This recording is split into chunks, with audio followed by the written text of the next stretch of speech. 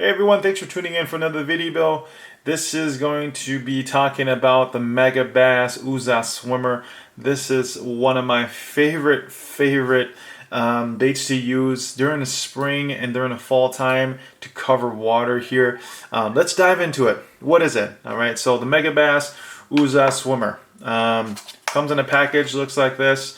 I like to fish it, just like how I would a spinner bait or like an underspin, because that's basically what it is.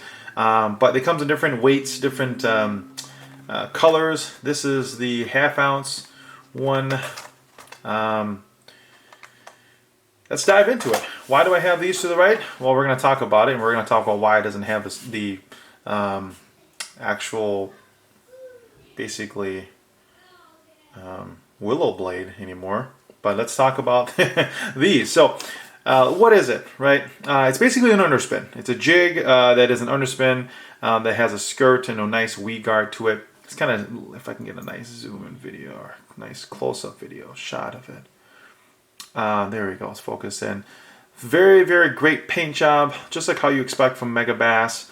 Nice light weed guard here, nothing too thick, nothing too crazy.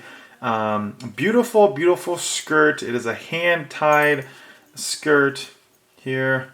Titanium wire here too, as well as a hook keeper. As a keeper for your plastic. So you get two.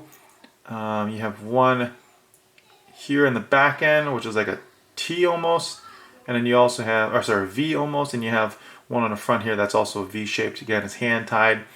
Haven't had any issues with the skirt, and it's got a nice stout hook on it. It looks like a very big bait out of the package, but once you in the package, but once you take it out, it's actually not bad at all. It's just like your normal size jig.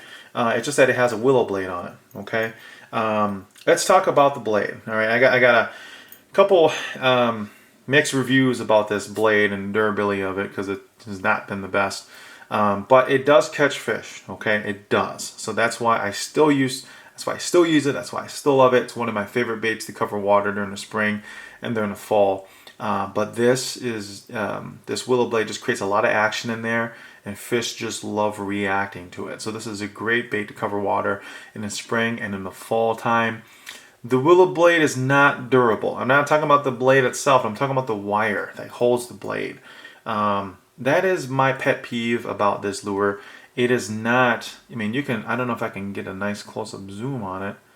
I can't get a really nice zoom on it, but it's basically just a very light wire that's connected to the bottom of the head.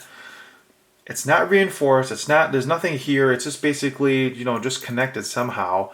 I imagine when they did the actual pouring of the lead mold, they just, there's a specific slot that it goes through, and then, whatever. But, it's a really poorly executed wire, but this willow blade is awesome in terms of action. It creates a lot of disturbance in the water.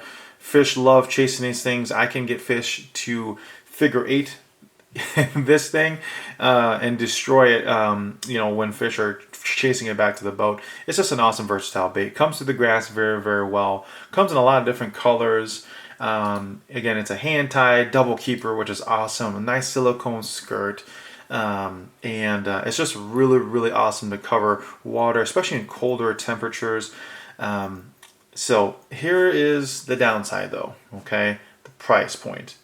It's a little hefty. It's $11.99 for anything from 3/16 to a half-ounce, and it's $12.99 for anything from 5/8 to 3/4 of an ounce. So it's not the most friendly in terms of budget, because it's pretty expensive, but it does catch fish. So if you like to spend the money, if you're a fish, you're an enthusiast like how I am, you're gonna love these things. I have these, so I'm going to talk about these really quickly. So this is basically the wire that's broken off, and it's not even like broken off from like casting into a dock or hitting something. It's just basically catching fish, and eventually this thing comes off. Okay, so I still use this as a jig. Okay, which is awesome. So, I mean, you have, I guess, a jig now, basically, after you lose the wire. So, it's not, I guess, terrible. I guess the whole point is to keep it like how you were supposed to get it, right? Which is basically like an underspin. But to have a nice jig now, it's kind of cool. All right, so basically you get a swim jig after that. Comes through the grass very well, just like how, like I said, the weed guard's awesome. So I mean, you start off with pretty much a pretty cool underspin, spinner, bait, whatever you want to call it, in the way, and then you get a swim jig after the weed guard comes off. Sorry, not the weed guard, the titanium wire comes off.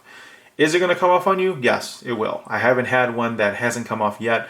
It just takes time. If you haven't caught a fish on it yet, wait till you catch a fish. Wait till you catch 2, 3, 4, 5, 6, 7, 8, 9, 10. I had a couple huge northern pikes this summer that destroyed this guy here. It did last a couple pikes, so I give credit to them. But again, it's tough because you're paying 11, 12, 13 bucks for this thing. Is it worth it?